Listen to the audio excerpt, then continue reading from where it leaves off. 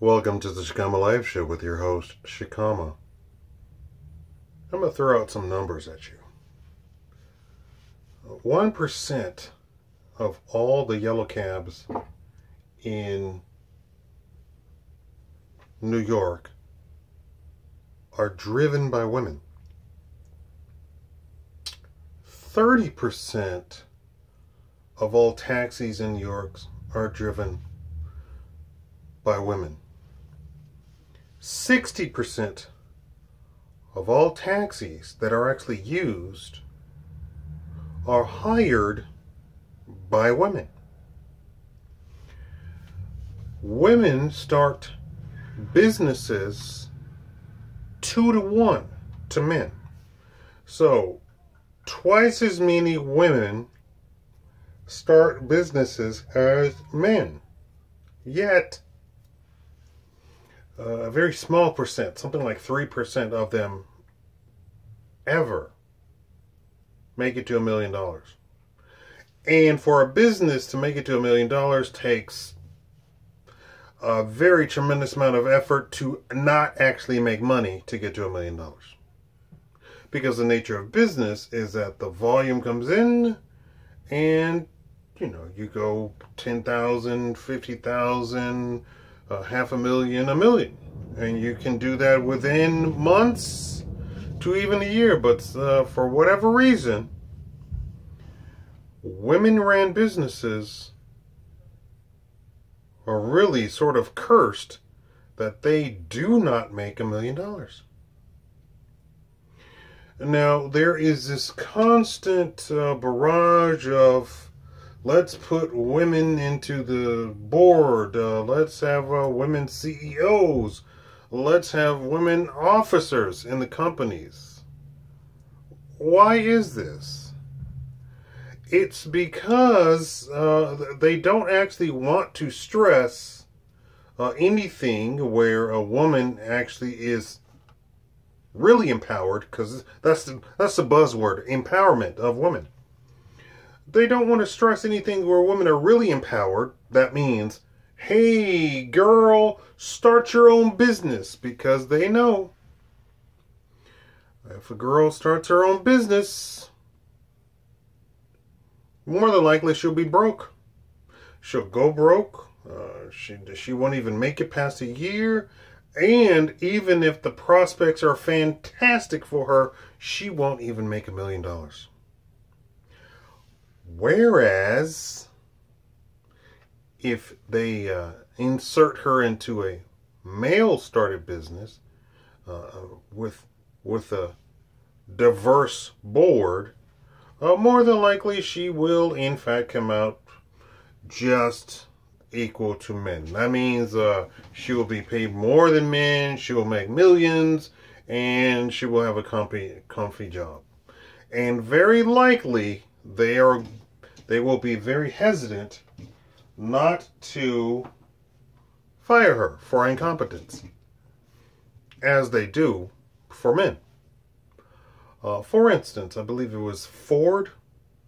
Was it Ford or something like that? One of those corporations. Ford hired a female CEO, and then they ran a story that said that, oh, we have these CEOs and they don't even make as much as men. When in fact, when they actually checked, as you do when you actually try and look at facts, they found that they hired the Ford CEO and paid her twice as much as the male CEO who just went out.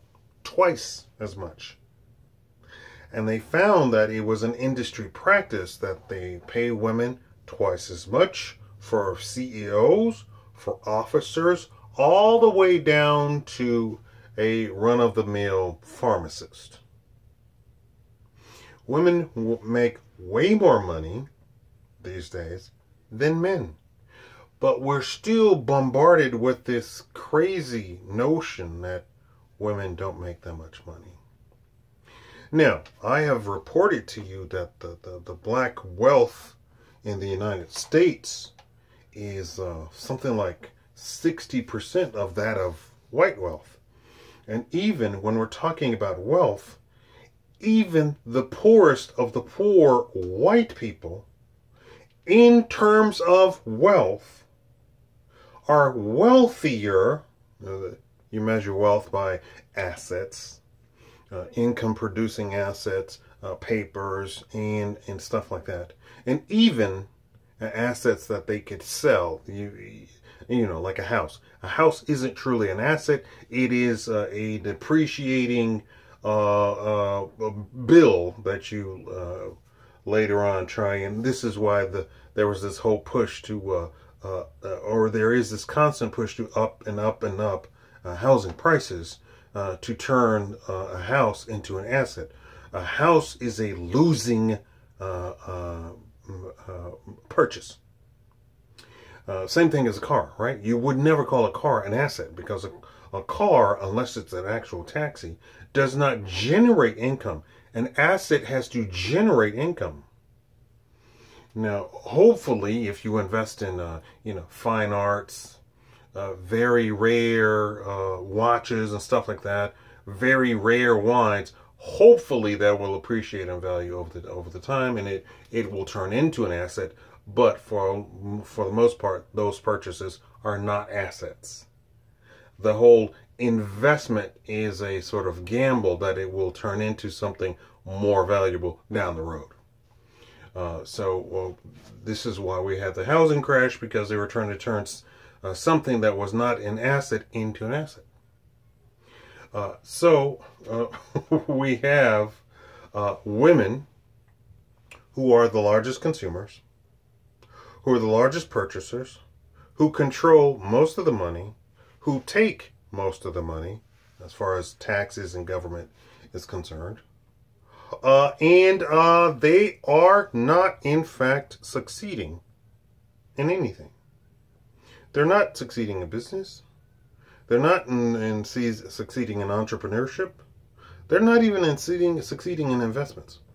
I just looked up an article and a study that they said that women invest completely differently than men. Now, of course, the article was trying to say that women are fantastic and they invest in stuff, and oh, they're so wonderful, and women just really know how to invest, and they're so different from men. But the facts bear out that they don't know how to invest. Very often, they make very unwise choices. They start up businesses why do their businesses fail? Let me tell you why their businesses fail. They start up something like 70%, if not 90%. 70% of their businesses are all service-oriented. I will come to your house and clean it up. Sounds great. Sounds like a great business, right? There's certain things that you have to do in business, right? You have to go out and get a customer. Hopefully, if you have a certain type of business, you can plant it in a brick and mortar and have a sidewalk that goes right in front of it, and people can walk by and go, oh, there's a business here. Let me go in. I wanted to buy their product. And you just do some general marketing. Hey, we have chocolate here. Come and buy it. You get all of these sales, and then you do your calculations, and you made commercials, and you spent $50,000 in commercials, but you're taking in about $500,000 in sales. So then you're saying to acquire a actual customer who will come in and buy stuff from my business, it only takes a few pennies. Versus what women do. They start service-oriented businesses. They do not market. They do not grow, and they do not scale. That literally means that, I have a business. I sell chocolates. I spent $50,000 on an advertisement in 2017. 2018, I tried to ramp it up. because I was making a half a million customers coming in and purchases. And then I ramped it up from what did I say, 10,000 or 50,000. I ramped it up to 100,000, and I got $1 million in sales in 2018. For 2019, I'm going to ramp that up to $500,000 in advertisement, and I'm going to hope that we're going to break 5 million in sales in 2019. What's the problem with women?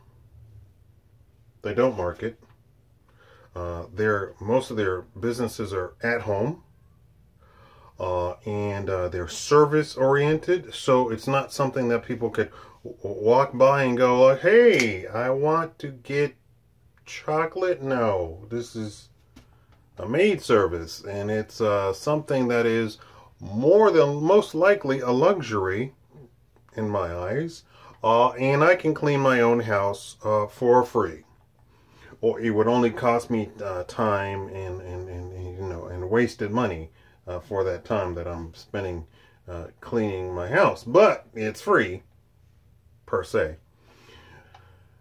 And they don't advertise, right? So one lady who was touted as the most successful female entrepreneur in business, she went from 6 employees to 24. And she said it's impossible to scale. And she said, and for the most part, women do not scale their businesses. Scale means going from this to boom, this, right? So instead of making, $100,000 in sales in 2017 to $500,000 in sales in 2018, they make $10,000. 2013, 14, 15, 16, 17, 18, 19. Which actually means that they're actually going down in value because inflation is a real thing. So as they're making $10,000 in sales, their house note is going up. Their electricity is going up. Their car note is going up. Every few years you're trading in the car, right? Your insurance premiums are going up. Your health insurance is going up. Your child rearing costs are going up. Food costs are going up. So if you're making $10,000 a year for 5 years, you're basically just losing money each and every year. And I want to be like Kevin on Shark Tank. How can I punish you for wasting time with this business that is not making money? How can I punish you and make you see that you have wasted 5 years of your life and then brought it in front of us to talk about how you were simply just wasting money? I don't care how much you think you have a fantastic product of cleaning people's houses. It is a niche market to begin with. Only a certain type of American will want somebody to come clean their house. Advertising isn't going to help because they still are going to want on a personal level to know who's coming into their house. And having a page that looks like it's from 1990, a website that looks like it's from 1990, with testimonials by people, with missing teeth, talking about, they sure do clean my house good. Oh, and them maids is wearing their little outfits. They sure were cute, right? That is not a recipe for success. That's it. The women activists are calling for female-only stuff. We need to have women set-asides in the government and women funding, and we need to have women-only funding. And meanwhile, people like me, my gender, my color, have no funding. None. None. And even the quote-unquote minority set-asides for the government never goes to people like me. Never. Oh, goes to Latinos, goes to women, because women have gotten themselves declared to be a minority, which by any sort of definition, they are not a minority at all. No shape, form, or fashion. There's no way. And yet they are a part of the minority group, right? They've been designated as a minority. Although they're majority, they have the largest purchasing power. They have the largest consumerism in the United States. And everything is literally directed by women. So, will we ever see a call for women-only businesses? Well, I'm here to report to you that they have started these women-only taxi services. The female version of Uber. Well, as much as, they said, we're going to do this and we're going to go in and we're going to squeeze into the market because Uber has the luxury market cornered, because, where you take an Uber or a Lyft, it's a luxury car and a black sedan, and it seats 6 adult people and so forth and so on, and you put your luggage in the back. Well, 2 things happened. Uber, of course, then sued them, based on this and that and the other. But also in their business practices, Uber said, we don't only control the luxury market. You can now get an Uber for $2. It's called ride sharing and party sharing.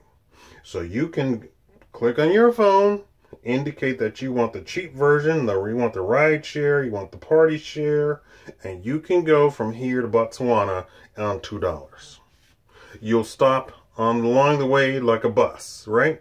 But you're going to get there and it's a car and you don't have, 500 people riding along with you. So just by their general practices, they kept going. Uber kept going, doing what they were doing, right? Also, the taxi service didn't say, well, we're just going to let you come in and take over the taxi service. You say Uber is the luxury thing. Well, the taxi service is not quite luxury, not quite poor, but not quite luxury. So the taxi service did their thing. And so the third thing was that the whole idea was that the female-only, woman-only taxi cab company was supposed to be run by women, driven by women, and the riders were supposed to be women. Now, I told you at the very beginning of the video that 60% of all taxis that are hired in the United States are hired by women. So they have literally a captive audience, right? Women do most of the taxi cab hiring. And so when women want to have a taxi, when somebody wants to have a taxi, more than likely it's going to be a woman doing it. So you would think that the taxi, the woman only, for women only, for and by women only, would be a success. And I also said that only 1% of the yellow cab drivers in New York City are women drivers. You would think that women would rush out and go be a driver for the women-only taxi cab service app, right? They can't call it taxi because then it comes under regulations, right? Well, wanting 500 drivers to be as their baseline model of success they got 100 subscribers. Women actually trying to jump in to be drivers. 100 applied. I didn't say thousands applied. 100 applied. They literally needed 400 more as a baseline of success. And some of the stories, this is around the world, by the way. When the story came out, this was launched in New York because New York is hands down has more taxis than people actually have cars. Pretty astounding statistic, right?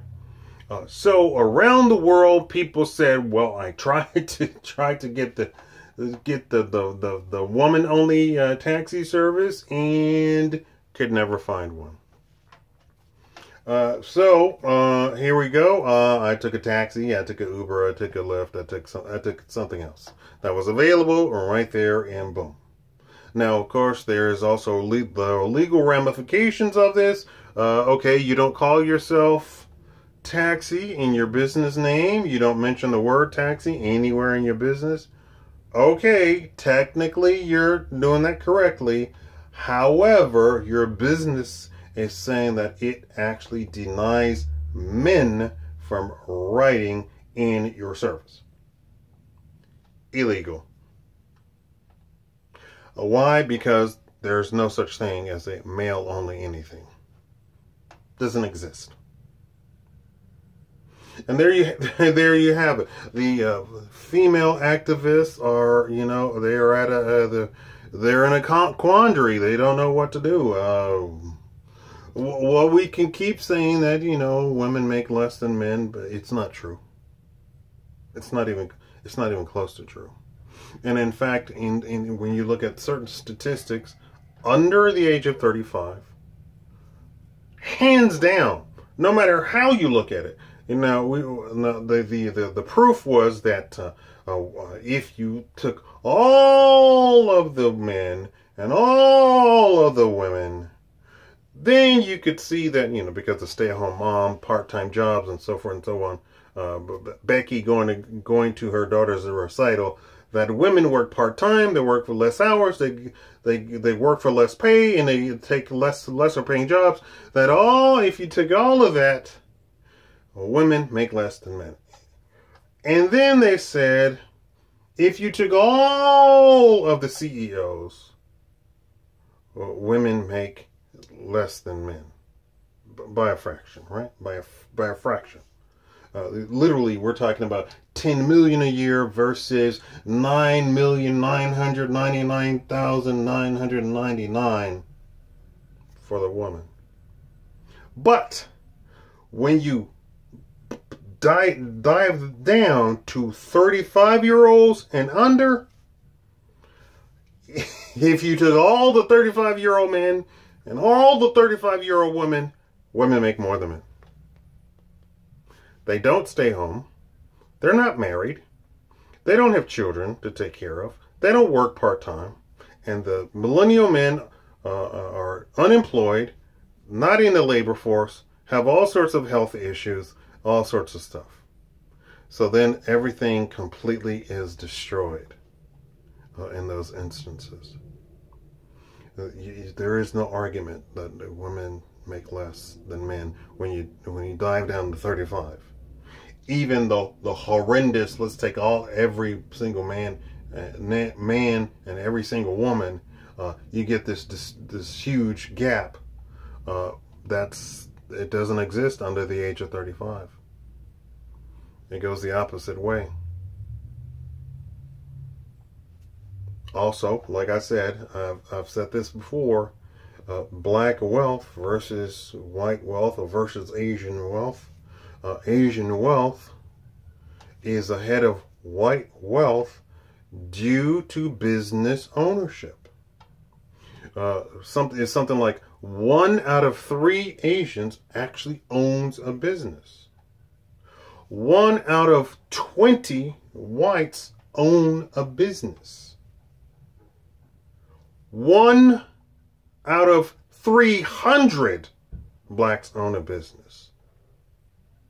And 1 out of 20 is a staggering number for the white population, because the white population is hundreds of millions of people. The Asians, are less than 1%, something like 2%, something like that. And the blacks are only now 10%. Died down from 15%. And that's because the white population expanded. And of course, as the white population expanded, the percentages for all the other groups went down. I know you keep hearing that, oh, the white population is decreasing, and blah, blah, blah. Anyway, for real numbers, the white population expanded. We're talking about, from the 50s. The white population basically exploded. And then all the other populations in the United States went down. So when you have 1 out of 300 blacks owning a business, we're talking about that you could literally count that in your head. Versus 1 out of 20 whites owning a business, you can't count that in your head. Because that's a staggering number. That's in the millions, first of all. And the big, huge, giant end of that number of corporations that make gobs of money, then, of course, dwarfs all the other stuff. So 1 out of something, what did I say, 3 Asians own a business, but they don't make gobs of money. In terms of their population, they're fantastic. It raises the average wealth of the entire Asian population by a huge margin. So more often than not, you will not find a broke, poor Asian person. Versus 1 out of 300 blacks, you're going to find quite a few broke and poor black people in the black community.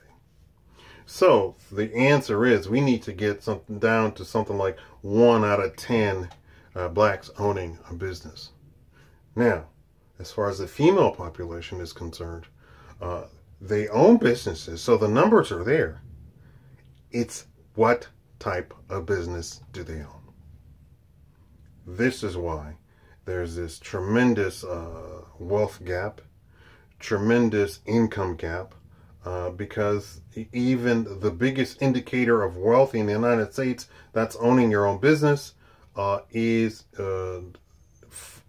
failing in the female population. Because women just do not know how to run.